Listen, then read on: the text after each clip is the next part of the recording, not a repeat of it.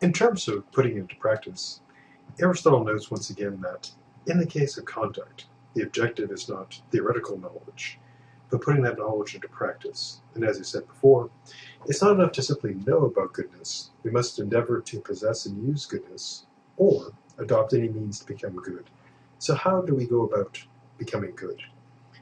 Well, he considers, first, the possibility of using discourses on morality, which is basically talking about morality. To use some modern and not so modern examples, think of public service announcements, like this is your brand of drugs, or ones about, just saying no, etc. Those are all examples in a way of discourses on morality, telling us what we should and should not do. Likewise, sermons are often discourses on morality when they have an ethical component, telling people to be, say, kind or generous, or to look out for strangers in terms of helping them, as opposed to just like keeping an eye on them, make sure they're not doing bad stuff. Now, he believed that if discourses on morality were enough to make people good, then they'd be just what was needed. So simply talking at people and giving them speeches and so forth to make them good, that'd be what in fact we would need. However, he claims that they can do only a limited amount of stuff. They can encourage people who are liberal-minded. They can render a generous and idealistic character susceptible to virtue. But they cannot, as he sees it, impel the masses towards human perfection. So to use kind of a rough analogy, it's kind of like those inspirational speeches that you see like in movies about sports teams. Now, as you might imagine, an inspirational speech can help. If the team has been practicing and has a chance of winning, then a really good speech can fire people up and contribute to victory. But of course, if someone's not really been practicing or training, or the team is not that good, no matter how great the speech is, it's not going to win the game for them. So Aristotle sees a similar type of ideal. If somebody is already sort of on the way to virtue, or they're inclined that way, then talking about it can help them.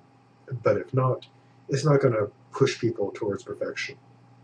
Now, it's especially negative towards the many, the masses. And he says, it is the nature of the many, the masses, to be ruled not by shame, but by fear. So they do not engage in evil, not because of the disgrace and dishonor that it would bring, but because they're afraid they'll be punished. And he sees the masses as living under the sway of their feelings, and so they pursue their pleasures and the means of obtaining them, and they shun the pains opposite their pleasures. And they have no conception of what is fine and truly pleasurable, because they never actually tasted it. And so in terms of discourses, he claims the many cannot be reformed by simply talking to them, because trying to use arguments to dislodge these habits would be a very difficult thing to do, if not impossible. So his view is that simply talking about morality is not going to have the desired effect.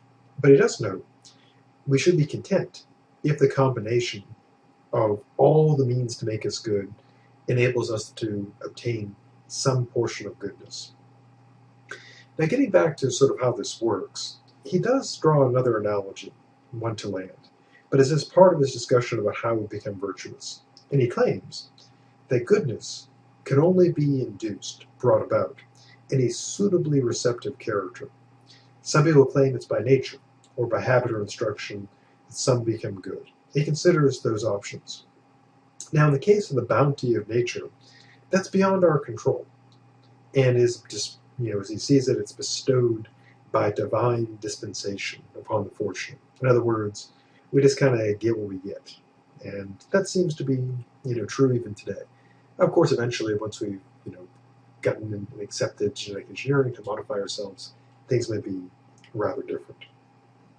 Now, in the case of discussion and instruction, those, as he notes, are not effective in all cases. And he draws an analogy to land, because he really likes analogies.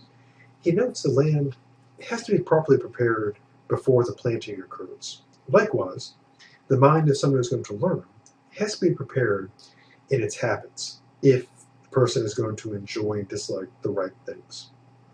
Now, he notes a person who lives by feelings, ruled by their emotions, would not listen to an argument to dissuade them, and perhaps to not even understand the argument. And he believes that when someone is in such a state, they cannot be persuaded out of it. So in general, as he sees it, feeling yields not to argumentation, not to logic, but to force.